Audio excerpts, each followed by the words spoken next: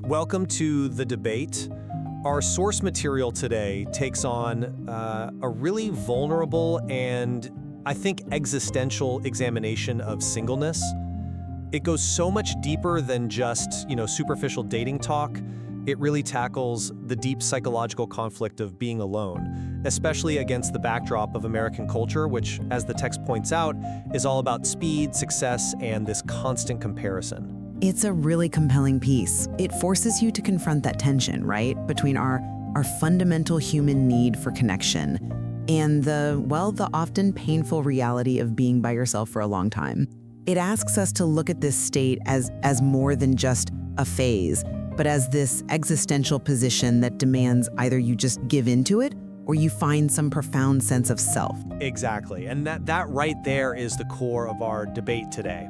Does this material ultimately show singleness as an outcome that's been imposed on us by things we can't control, fate, bad timing, or is it a state that's actually achieved through a really difficult but necessary adherence to your own standards and self-respect? I'm going to argue that the real emotional core of the text confirms that singleness is primarily an imposed state of fate and circumstance. It's defined by what you've lost. And, my reading takes me somewhere else.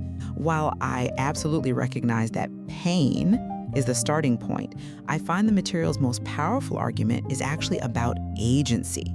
So I'm going to argue that the text defines singleness as fundamentally the result of an active, even courageous choice that's rooted in standards and a sort of necessary preparation. It's a state defined by what a person refused to accept. I get why you'd focus on that courage narrative, but the evidence for imposition is it's baked into the material's emotional foundation.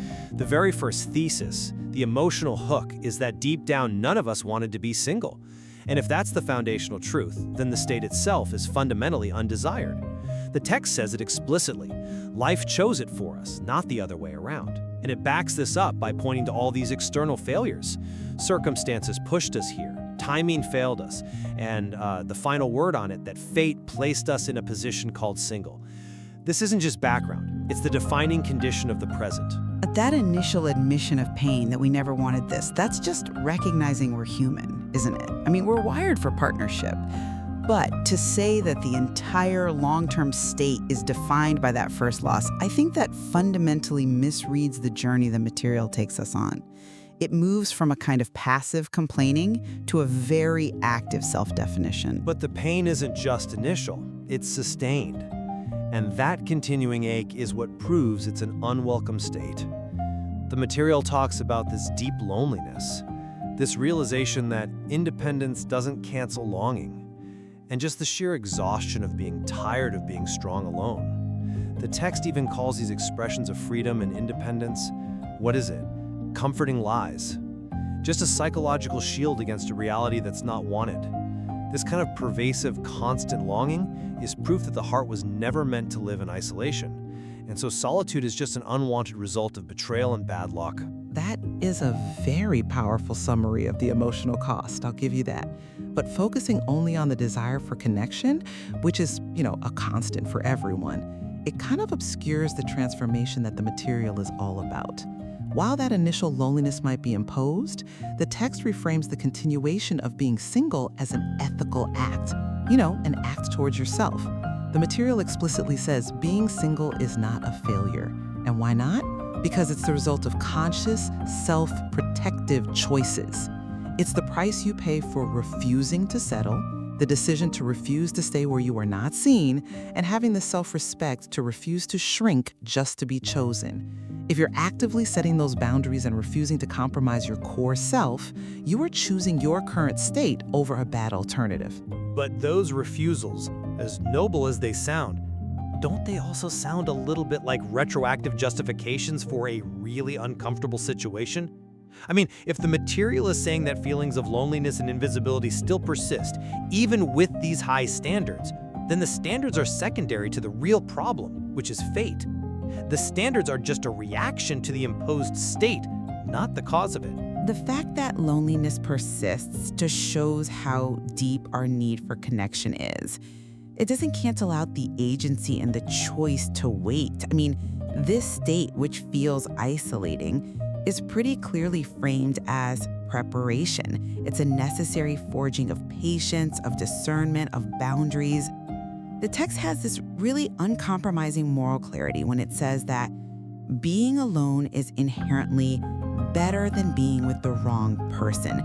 In that hierarchy, that standards come before just having someone nearby, that's the definitive proof to me that singleness is often achieved through high self-respect, not just passively endured because of bad luck. Okay, let's dig into that tension right there. Our first core point, the weight of circumstances versus the value of refusal. You've laid out the value of refusal, but you have to square it with the material's insistence on this external inevitability. How can we honestly call it a choice when the text keeps saying things like, we didn't plan for this, and life cornered us into it? If the main reason is the failure of people and timing, if partners, entered our lives with promises and slowly faded away, then the state is at its core an imposed injury. The source is the betrayal, not the boundary. I absolutely acknowledge that the initiation into singleness, the breakup, the ghosting, whatever it is often a passive, victimizing experience. It's an injury we didn't ask for. But that's the defining moment of the past. The text's big philosophical turn is when you realize that the decision to remain single, instead of just scrambling to fill that void, that's the act of choice. It's the conscious rejection of a quick fix. When the material starts talking about preparation to choose someone who chooses you fully, that boundary is being set by the individual's own internal compass. So yeah, circumstances push us into the corner, but it's our self-developed standards that stop us from just bargaining our way out with the first person who comes along. We're choosing a difficult truth over a comfortable lie. But that still puts the reason for the choice on the external failure. It suggests the choice is just a protective measure against future harm, not some proactive vision of self-fulfillment. I mean, if the state is fundamentally defined by the wound that made you put on armor, how strong is that agency, really? Which I think brings us right to our second point, interpreting this idea of armor and survival tools. The material literally defines these expressions of independence as armor we wear so the world doesn't see how tired we are. If independence is mainly a defense mechanism, a psychological buffer used to quiet the ache of unwanted solitude, then it logically can't also be a genuine, proactive choice that leads to fulfillment. It strongly suggests the internal strength is fragile.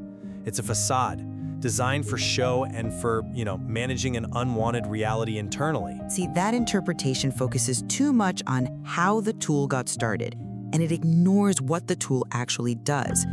I would argue this isn't just armor. It's a shift in the locus of control. While the trait might start as a defense, which is a totally natural response to trauma, the material clearly shows that the outcome is real internal growth. The process is described as something that strips you down, removes distractions, and teaches you how to sit with yourself, and crucially, how to survive without depending on someone else for validation. That sounds like just survival, though. Isn't surviving without external validation just a painful necessity when validation isn't there, rather than some big philosophical achievement? I think that's a bit reductionist. The text clearly shows that this necessary process, this painful stripping away experience, is exactly what transforms that forced solitude into a powerful period of resiliency and self-discovery. If the armor were just for show, it would shatter. Instead, the process builds the patience and endurance that allows roots to grow in silence. So the defense, in this case, leads directly to mastery. You end up with a deeper, more enduring foundation of self, which makes your next choice an act of conscious selection, not just desperate seeking. But you have to go back to the original motive. If the underlying reason for building this self-sufficiency is to mask the fact that you are tired of being strong alone, then that self-sufficiency is always conditional. It only exists as a guard against the wound inflicted by external factors, a wound you never wanted and are constantly hoping will heal through connection. Well, the motive can be complex, right? It can be both protective and developmental. And the genius of the material, I think, is showing that the protective layer eventually becomes the foundation for that development. We choose to stay in the silence, recognizing it's necessary even though the quiet hurts. And that recognition is agency. If being single were purely an imposed fate, we would just fall into despair and lower our standards to escape the pain, which the text explicitly tells us is the one thing we must refuse to do. And that need for self-preservation, however painful, is directly linked to the high-pressure environment the text describes. So let's turn to our third point, the cultural context of isolation in the US. I believe this external pressure actually reinforces the idea of agency. The text specifically calls out the pressure of being single in a society built on speed, success, and comparison, where being alone is immediately seen as failure. In this kind of hyper-focused performance culture, where people just fill their calendars, chase success, numb themselves with work to avoid being alone with their own thoughts, the conscious decision to not do that, to instead sit alone with your thoughts and accept feeling invisible for a while, that's the ultimate evidence of a courageous, standards-driven choice. It requires you to actively defy the cultural pressure to always be moving, always be validated. The choice to be quiet requires profound strength in a very loud world. I agree the cultural pressure is intense, but I see its function differently. The culture doesn't force the choice of solitude, it compounds the failure of timing and circumstances. When you're already cornered by fate, when life has already chosen the single state for you, seeing these endless social media feeds of engagements, weddings, and family photos doesn't force a standard on you. It weaponizes the state that was already imposed on you. The culture doesn't primarily test your standards, it just intensifies that pre-existing question in your head. What's wrong with me? The cultural backdrop is the magnifying glass that makes the failure of circumstances look like a personal failure. So the isolation is imposed, and the societal comparison just makes it unbearable. But the material's advice is to resist that weaponization. It asks the individual to choose the difficult truth over the social story. And that resistance, that decision to withstand judgment from others and to patiently wait for your own internal alignment, that is a definition of agency in a hostile environment.